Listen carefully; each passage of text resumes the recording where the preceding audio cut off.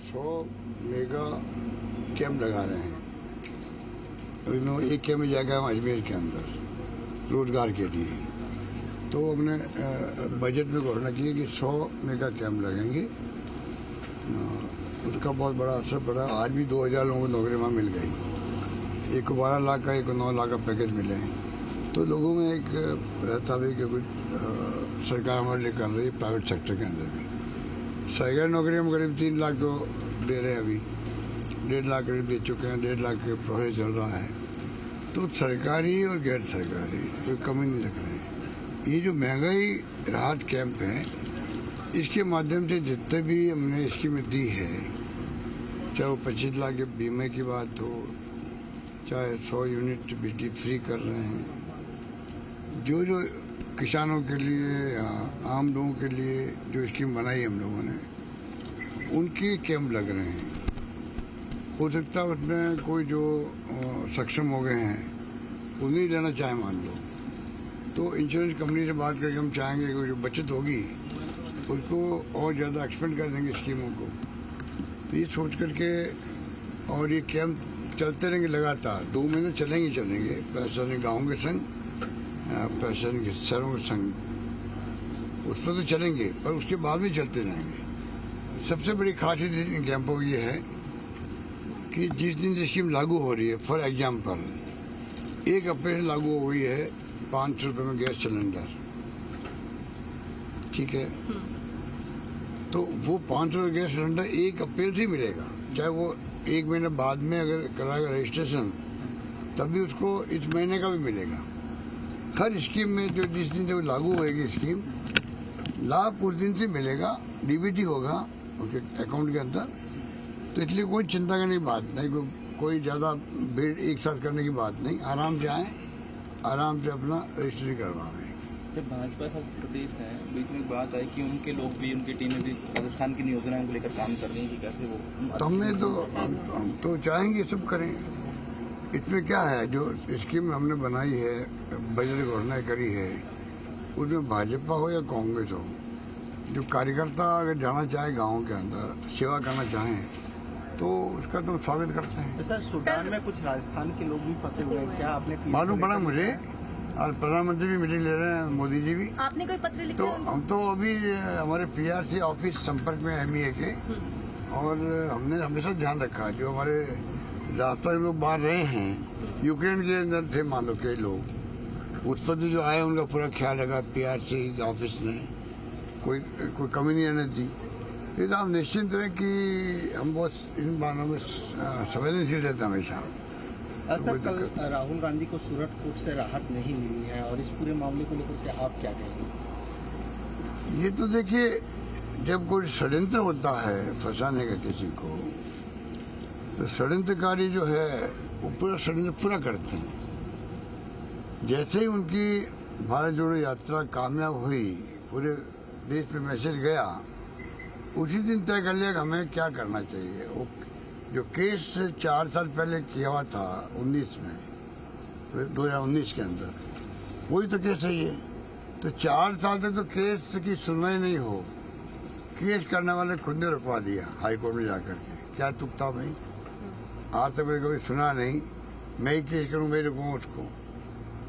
और जब रुकवा दिया, पड़ा रहा, जब उनको शूट किया, मैं षड्यंत्र की बात क्यों कर रहा हूँ बार बार, जब उनको शूट किया तब जाके उस केस को वापस जिंदा किया। जब वापस हाईकोर्ट में जाके रिक्वेस्ट करी, अब हम चाहते सुनवाई शुरू हो। तो ये षड्यंत्र नहीं है क्या? क्यों रुकवाया उसको केस को? बीजेपी कह रही है कि गांधी परिवार का जो घमंड है वो टूट गया है, कांग्रेस पार्टी का जो घमंड दिखता है वो टूट गया है कहीं ना कहीं। ये कहने वाले खुद घमंडी है, ये लोग अहम घमंड में जी रहे हैं। गांधी परिवार को मैं 50 साल से मैं जानता हूँ। इंदिरा जी के वक्त से राजीव गांधी जी के साथ हम लोग मंत्री रहे थे, सोनिया जी भी जानते हैं, पूरे परिवार भी जानते हैं। बस घमंड होता तो ये लोग आज सत्ता में होते ना।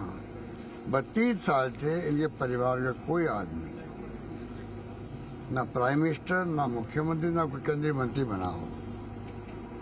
आप सोच सकते हो, कोई मंत्री जो प्रधानमंत्री खुद ने ऑफर किया राहुल गांधी को, प्रधानमंत्री से ऑफर करी, केंद्रीय मंत्री बनना ऑफर किया, वो स्वीकार नहीं किया उन्होंने। जब देखी जनता ने चुन लिया सोनिया गांधी जी को प्रधानमंत्री, तो डॉक्टर मनमोहन सिंह को बनाया प्रधानमंत्री उनको। तो ये जो बोल रहे हैं कि कोई क्रेडिबिलिटी नहीं है बोलने वाले की, खुद की कोई प्रदेश विश्वास नहीं करता देश के लोगों पे, क्योंकि ऐसी बातें बोलते रहते हैं वो। सर राजस्थान में घबराए हुए हैं तो गांधी परिवार ही घबराए हुए हैं, सर राजस्थान में क्या क्या इसलिए अटैक इसीलिए उनके ऊपर करते हैं। सर राजस्थान में आपने कहा कि 23 में तो वापस कांग्रेस रिपीट करेगी, भाजपा तैयारी 28 की करेगी तो हमने कहा कि हमने सर्वे करवाया है, लोगों का मूड लग रहा है कि इस बार, क्योंकि उनका अनुभव कहता है कि बार बार सरकार बदलती है, सारी स्कीम बंद हो जाती है हमारी वेलफेयर स्कीमें। तो इस बार उनका मूड लग रहा है कि इतनी शानदार योजना आई हुई है, आगे अगर सरकार रिपीट होगी ये स्कीम और मजबूत होगी, नंबर 1। और ऐसी स्कीमें नहीं आएगी जन कल्याणकारी योजनाएं की, सोशल सिक्योरिटी की, तमाम योजनाएं और नई आएगी, इनको विश्वास हो गया सरकार पर। तो लगता है कि इस कारण से सरकार इस बार रिपीट होगी और सरकार की जरूरत में कोई लहर है ही नहीं। अभी आप बताइए, हमने कोई 100 से ज्यादा MLA से बात करी, सबने एक स्वर में कहा साहब कि इतना काम जो हमने मांगा आपने दिया, और वो काम खाली घोषणा नहीं हुई है, वो काम शुरू हो गए हमारे क्षेत्रों के अंदर, और सरकार के विरोध में कोई बात ही नहीं करता है। तो सरकार के विरोध में कोई बात नहीं करता, ये तो चुनाव के 8 महीने पहले स्थिति है, तो विश्वास होता है जो हमारा सर्वे वो सही सर्वे है। सर कुछ लोग तो बाईबिल पार्टी के हित में अपनी टिकट छोड़ रहे हैं कि किसी को आप टिकट देते हैं। नेक्स्ट चुनाव में बाईबिल टिकट छोड़ रहे हैं कि आप किसी को भी टिकट उनके विधानसभा से देके लड़ा लें। ऐसे अभी तक तो, अभी जब और सर्वे होगा आगे और जब उनसे राय करेंगे, ये लगातार चलता जाएगा हमारा। सर आज आप ये जो प्रोसेस है ये लगातार चलेगा। अभी 2 महीने कैंप चलेंगे ये महंगे रात के, उसके बाद में वापस देखेंगे कि बताइए भाई आप क्या सोचते हो, आपने क्या क्या काम किया, कहाँ गए, कितने लोगों का बेनिफिट दिलवाया आपने। तो एक सर्वे और होगा, उनका भी होगा और उनकी सेवाओं का भी होगा, और पब्लिक का मूड भी और बदलेगा ज़्यादा सरकार के पक्ष में। तो ये पूरा जो है आने वाले हमारे कार्यकर्ता हैं, हमारे नेता हैं और MLAs हैं, सब मिलकर कैंपों में गरीबों की सेवा करेंगे। सर आप दिल्ली में आज मौजूद हैं, किसी से मुलाकात का कोई सिलसिला है? अभी मैं आपसे मिल रहा हूँ, शुरुआत आपसे कर रहा हूँ, अब जो मिलेगा उनसे मिलूंगा। आया हूँ क्योंकि AIC जब मेरा हेडक्वार्टर है और मेरी नेचर है, हमेशा जब कभी मुख्यमंत्री रहा हूँ तो लगातार मैं आता हूँ और AIC जाता हूँ। कल राहुल गांधी का बंगला खाली करने का आखिरी दिन है, कल राहुल गांधी अपना बंगला खाली करने वो तो उसी दिन जवाब दे चुके, मुझसे क्यों पूछ रहे हो। ये इस परिवार को ना मोदी जी ना अमित शाह जी पहचान पाएंगे कभी। जब जनता इनको जवाब देगी ना, तब इनकी आंखें खुलेगी कि परिवार क्या था। जिस परिवार की बिना कोई पद के अगर ये क्रेडिबिलिटी हो देश के अंदर, पूरे देश के कार्यकर्ता कांग्रेस के रैंक एंड फाइल नेता लोग एक स्वर में चाहते हैं भाई ये हमारा नेतृत्व करे, हम एकजुट रहेंगे। तो आप सोच सकते हो उस परिवार की कुछ तो खर्च होगी। आज़ादी के पहले के त्याग बलिदान होंगे, आज़ादी के बाद में शहीद हो गए, इंदिरा जी शहीद हो गए, राजीव गांधी शहीद हो गए। तो आप बताइए कि नौजवान जो है राहुल गांधी, उनके पिताजी उनकी दादी शहीद हो गए, उनके देखते देखते देश के लिए। उस परिवार की क्रेडिबिलिटी हाईएस्ट है। मोदी जी और अमित शाह जी कभी नहीं समझेंगे, वो अहम घमंड में चल रहे, क्योंकि धर्म के नाम पे राजनीति करना आसान होता है। सर रंधावा वो उसी प्रकार जैसे कोई आग लगाओ कहीं पर, आग लगाना बड़ा आसान होता है, दंगा करवाना बड़ा आसान होता है। दंगा हो जाता है तो रोकना बड़ा मुश्किल होता है। आग लगा दो कहीं पर तो आग लगाना बड़ा आसान है, आग को बुझाना बड़ी तकलीफ होती है। वही बात लागू होती है कि इनकी सोच यही है। सर रंधावा जी लगातार कह चुके हैं कि राजस्थान में एक्शन होगा, हम पंजाब नहीं बनने देंगे, तो क्या कुछ एक्शन होगा पायलट के खिलाफ? देखिए, मैं तो महंगाई राहत की बात करता हूँ हर एक से। एक ही देह है, जो कांग्रेस के कार्यकर्ता है, नेता हैं, सबको जो है अगली सरकार कैसे बने उसमें अपना योगदान कैसे दे सकते हैं, और कोई ऐसा काम नहीं करे जिससे कि पार्टी डैमेज हो। मेरा मानना खुद के बारे में कोई मान लो, कई बार कोई ऐसा कमेंट कर दे खुद को नुकसान हो, चिंता नहीं करनी चाहिए। खुद का नुकसान तो हाईकमान वापस भरपाई कर देगी उनके कामों को देख करके।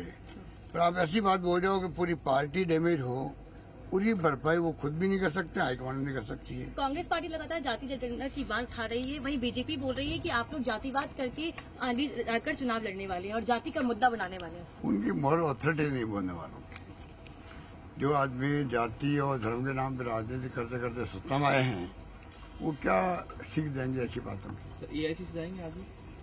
अब मैं आया हूँ, गाड़ी की तरफ घूमती है, आपकी गाड़ी की तरफ पीछे आती है। सर, राजस्थान में कैबिनेट विस्तार जल्दी होने वाला है? पता नहीं, आपको पूछूंगा मैं। Thank you sir, thank you. Gehlot का दिल्ली पहुंच चुके हैं और मीडिया से मुखातिब हुए हैं। बीजेपी धर्म के नाम पर राजनीति करती है, हमने जनता से किए वादे पूरे किए हैं। तो बीजेपी पर हमलावर मुख्यमंत्री अशोक गहलोत नजर आए। राजस्थान में सरकार रिपीट होगी ये भी कहा सीएम ने। कह रहे हैं कि सर्वे हमने करा लिया है और जनता का मूड इस बार ये कह रहा है कि राजस्थान में कांग्रेस सरकार रिपीट होगी, ये कह रहे हैं मुख्यमंत्री अशोक गहलोत। हमने जनता से किए वादे पूरे किए हैं और बीजेपी पर भी हमलावर मुख्यमंत्री अशोक गहलोत नजर आए हैं कि धर्म के नाम पर बीजेपी राजनीति करती है।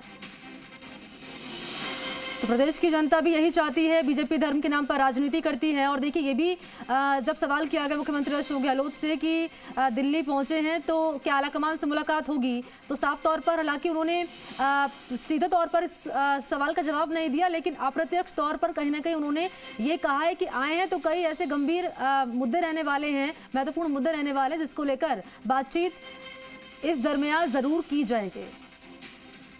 तो राजस्थान में सरकार रिपीट होगी, सर्वे हमने करा लिया है। जनता का मूड इस बार कह रहा है कि राजस्थान में इस बार कांग्रेस सरकार, ये कह रहे हैं मुख्यमंत्री अशोक गहलोत, क्योंकि दिल्ली का आज उनका दौरा है और ये दौरा बेहद ही महत्वपूर्ण माना जा रहा है।